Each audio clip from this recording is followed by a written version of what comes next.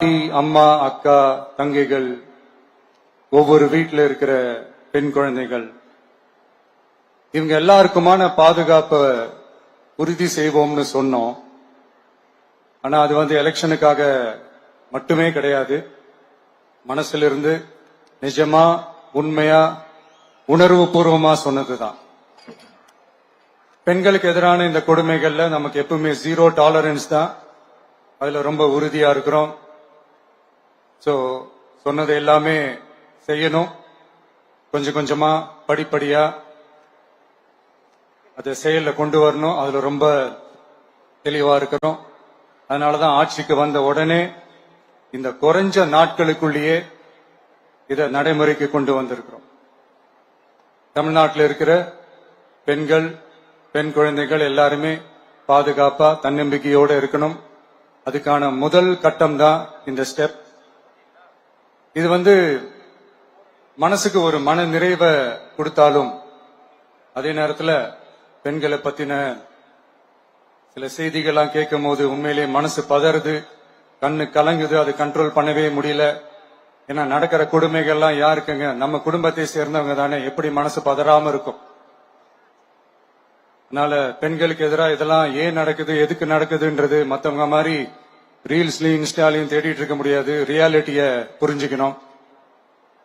இந்த பிரச்சனைகள்லாம் ஏன் நடக்குது அப்படின்றத அனலைஸ் பண்ணி பார்க்கும்போது சுத்தி சுத்தி பாத்தீங்கன்னா ஒரே இடத்துலதான் நிக்குது. போதை பொருள் நடமாட்டம்.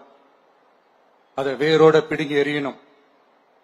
இது 2026 போன மாசம் மே மாசம் 10ஆம் தேதி இந்த பிரச்சனை புதுசா முளைச்சு வந்துடல. இது பல வருஷமா இருக்கிற பிரச்சனை. பல வருஷமா இதை கண்டுக்காம விட்டதுதான் அந்த வேர் இவ்வளவு ஆழமா பரவி இருக்குது. இத பல வருஷமா கண்டுக்காம விட்டது யார் என்றது நான் சொல்லிதான் உங்களுக்கு தெரியணும்னு அவசியம் இல்லை. அது உங்களுக்கே நல்லா தெரியும். இப்ப அதை பத்தி பேசியும் பிரயோஜனம் இல்லை. முதல்ல இந்த போதை பொருள் நடமாட்டத்தை வேரோட பிடுங்கி எறியணும். அப்படி எரிஞ்சாதான் இந்த பெண்களுக்கான இந்த சேஃப்டி ரொம்ப ஸ்ட்ராங் ஆகும். இது ரெண்டுமே ஸ்ட்ராங் ஆனாலே ஆட்டோமேட்டிக்கா சட்டம் ஒழுங்கும் சரியாகும். இந்த 3 விஷயம் சொன்னல, இந்த போதை பொருள் நடமாட்டம், பெண்களுக்கு எதிரான இந்த கொடுமை, இந்த சட்டம் ஒழுங்கு, இது 3மே ஒண்ணுக்கு ஒண்ணு இன்டர்லிங்க் தான். இதுவும் இப்ப புதுசா வந்த பிரச்சனை கிடையாது. பல வருஷமா இது இன்டர்லிங்க்டா தான் இருக்குது. இதெல்லாம் ஏன் எதுக்குன்றது இப்ப முக்கியம் இல்லை. இது எப்படி சரி செய்ய போறோம்ன்றதுதான் முக்கியம். பட் அதே நேரத்துல இன்னொன்னையும் நம்ம மனசுல எடுத்துக்கணும். இந்த பெண் குழந்தைகளுக்கான இந்த பாதுகாப்பு இது வெறும் சட்டம் ஒழுங்கு சம்பந்தப்பட்டது மட்டும்தானா அப்படின்னு கேட்டீங்கன்னா இல்ல. இது சமூக ஒழுங்கும் சம்பந்தப்பட்டிருக்கு. சமூக ஒழுகல தனி மனித ஒழுங்கும் சம்பந்தப்பட்டிருக்கு. தனி மனிதன் ஒழுங்கா இருந்தாலே அந்த சமூகம் தன்னால மாறும். ஒரு கட்டுப்பாட்டோட, ஒரு பொறுப்பா இருந்தாலே இந்த மாதிரி பல பிரச்சனைகளை நம்ம கண்ட்ரோல் பண்ணலாம். படிக்கிற இடத்துல, வேலைக்கு போற இடத்துல, டிராவல் டைம்ல, ஆனா டெய்லி லைஃப்ல பயம் இல்லாம மரியாதையோட நம்ம பெண்கள் வாழணும். அதுக்கான ஒரு அட்மாஸ்பியரை நம்ம கிரியேட் பண்ணணும். அதுதான் நம்மளுடைய ஃபர்ஸ்ட் டார்கெட்டு. இவ்வளவு நேரம் நான் இதெல்லாம் ரொம்ப சாஃப்டா சொல்லிட்டு இருந்தேன். ஆனா பெண்களை தொந்தரவு செஞ்சுட்டு அப்படியே எஸ்கேப் ஆகி போயிடலாம்னு நினைக்கிறவங்களுக்கு நான் ஒரு வார்னிங்காவே சொல்றேன். பெண்கள் பாதுகாப்பை டிஸ்டர்ப் பண்றவங்க யாரா இருந்தாலும் அது சகிச்சுக்கவே முடியாது. அவங்களுக்கான தண்டனைக்கான அந்த நடவடிக்கைகள் எல்லாமே போலீஸ் டிபார்ட்மெண்ட்ல இருந்து ரொம்ப கடுமையான ஒரு தண்டனையா இருக்கும். கடுமையான ஒரு நடவடிக்கைகளா இருக்கும். அந்த தண்டனை, அவங்களுக்கான அந்த சார்ஜ் ஷீட் எல்லாமே ரொம்ப ஃபாஸ்டா, ஸ்பீடா அது செயல்படுத்தப்படும். என்ன ஒண்ணு, அந்த ஸ்பீட்ல நிரபராதிகள் யாரும் தண்டிக்கப்பட்டிருக்கூடாது. இதையும் காவல் அதிகாரிகள் மைண்ட்ல எடுத்துக்கணும். தப்பு செஞ்சவங்களுக்கு மட்டுமே அந்த உண்மையான கடுமையான தண்டனை கோர்ட் மூலியமா வாங்கி தரணும். அப்பதான் அதை பார்த்து தப்பு செய்ய நினைக்கிறவங்களுக்கு கூட தப்பு செய்யக்கூடாதுன்ற அந்த ஒரு பயம் வரணும். இந்த சிங்கப்பெண் சிறப்பு படைக்காக நம் அரசு சார்பாக முதற்கட்டமாக 354 கோடிக்கு மேல நிதி ஒதுக்கப்பட இருக்கு. இந்த திட்டத்தோட 2வது கட்டமா இந்த படைக்காக மட்டுமே 2500 புதிய பணியிடங்கள் உருவாக்கப்பட உள்ளது. பெண்களோட பாதுகாப்பை ஸ்ட்ராங் பண்றதுக்காக மாடர்ன் ஃபெசிலிட்டிஸ் இருக்கிற வாகனங்களும் நவீன உபகரணங்களும் தொழில்நுட்ப சாதனங்களும் அலாட் செய்யப்பட இருக்கு.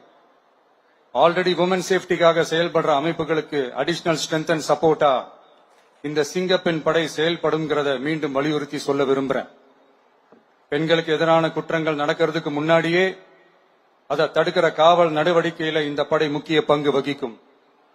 ஃபீல்ட் ஒர்க்ஸ் அண்ட் பிரிவென்டிவ் ஆக்ஷன்ஸ்ல இந்த படை ஈடுபடுறதால அனைத்து மகளிர் காவல் நிலையங்கள் எல்லாம் வழக்கு விசாரணையிலும் குற்றவாளிகளுக்கு தண்டனை வாங்கி தர்றதிலையும் இன்னும் அதிக கவனம் செலுத்த முடியும். பெண்களை ஃபாலோ பண்றது, பாலியல் தொல்லை தர்றது, டார்கெட் பண்ணி திரும்ப திரும்ப தொந்தரவு செய்யறது, பெண்கள் கடத்தல் முயற்சி, பப்ளிக் பிளேஸ்ல அசிங்கமா நடந்துக்கிறதுக்கு பஸ்ல தொல்லை தர்றது, கூட்டத்துல பெண்களுக்கு தொல்லை தர்றதுன்னு இது மாதிரி தப்ப தடுக்கிறதுல ரொம்ப முக்கியமா இந்த சிங்கப்பெண் படை செயல்படும். பெண்களுக்கு எதிரான குற்றங்களை தடுக்க நடவடிக்கை எடுக்க இந்தியாவிலேயே முதல் முறையாக ட்ரோன் வாயிலாக பெட்ரோல் மூலை அறிமுகப்படுத்தப்படும். நம்ம வீட்டு பெண்கள் அவங்களோட ட்ரீம்ஸ் அண்ட் எக்ஸ்பெக்டேஷன்ஸ் என்ன அப்படின்றத நம்ம அரசு நல்லாவே புரிஞ்சு வச்சிருக்கு. அது கொஞ்சம் கொஞ்சமா நாங்க செயல்படுத்துவோம். உங்களுக்கான மரியாதையும் தான், உங்களுக்கான அந்த கண்ணியமும் தான் நம்ம அரசினுடைய highest and most important priority. ஒரு கவர்மெண்டோட அந்த விஷன் அண்ட் டார்கெட் ஆனஸ்டா இருந்தாலே போதும். பிளான்ஸ் அண்ட் அட்டெம்ப்ட்ஸ் அது போற பாதை சரியா இருக்கும்னு சொல்லுவாங்க. அப்படிப்பட்ட ஒரு கவர்மெண்ட் தான் நம்மளுடைய கவர்மெண்ட், உங்களுக்கான கவர்மெண்ட். இந்த ஷார்ட் ஸ்பேன்ல இந்த சிங்கப்பெண் சிறப்பு படைய நடைமுறைக்கு கொண்டு வந்து இதுக்கு ரொம்ப கடுமையா உழைச்ச காவல்துறை அதிகாரிகளுக்கும் பணியாளர்களுக்கும் இந்த நேரத்தில் என்னுடைய பாராட்டுகளை தெரிவிச்சுக்கிறேன். இந்த நேரத்தில் என்னை பொறுத்த வரைக்கும் ஒரு கவர்மெண்டோட முதல் சக்சஸ், முழு சக்சஸ் இன்ஃப்ராஸ்ட்ரக்சரோட வளர்ச்சியிலேயோ பொருளாதார வளர்ச்சியிலேயோ மட்டுமே இல்ல, அந்த ஸ்டேட்டோட பெண்களும் குழந்தைகளும் மரியாதையா வாழ்றாங்களா அப்படின்றதுலதான் அந்த கவர்மெண்டோட முழு சக்சஸுமே இருக்கு. அதோட சேர்ந்ததுதான் மற்ற எல்லா வளர்ச்சியும். அதுலயும் நாங்க கவனம் ஃபுல் கான்சென்ட்ரேட் பண்ணுவோம். கான்பிடென்டா இருங்க, நல்லதே நடக்கும், வெற்றி நிச்சயம். மீண்டும் சந்திக்கும் வரை நன்றி, வணக்கம். Thank you very much, sir, for that powerful and visionary address.